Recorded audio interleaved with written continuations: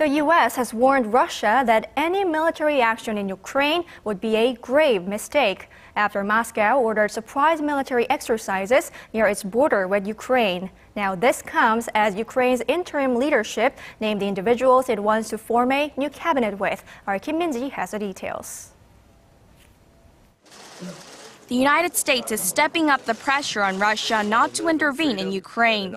U.S. Secretary of State John Kerry on Wednesday warned Moscow that any kind of military intervention that violates Ukraine's territorial integrity would be a grave mistake. This came after Russia ordered surprise military exercises near the Ukrainian border. Although the war games are said to be nothing unusual, the timing raises suspicion of a possible military intervention in Ukraine.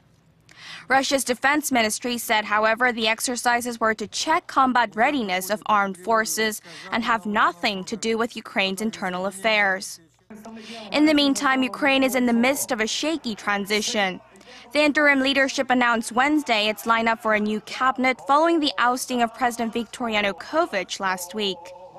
The Maidan Council, Kiev's main protest camp, proposed Arseniy Yatsenuk, a former economy minister, as prime minister, and Alexander Shlapak, former deputy head of the central bank, as finance minister.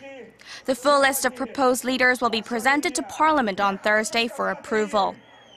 If confirmed, officials will likely seek aid from Western powers to stave off default, as Russia is expected to back away from a $15 billion bailout program it offered Yanukovych.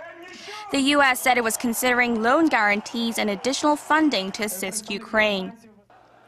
Earlier Wednesday, pro-Ukraine and pro-Russia protesters clashed in the capital of Ukraine's Crimea region, where the majority of people are ethnic Russians, leaving one person dead and many others injured. Yanukovych fled Kiev last Friday after days of violence. The new government wants him tried at the International Criminal Court for ordering the killing of scores of anti-government protesters. Kim Min-ji, Arirang News.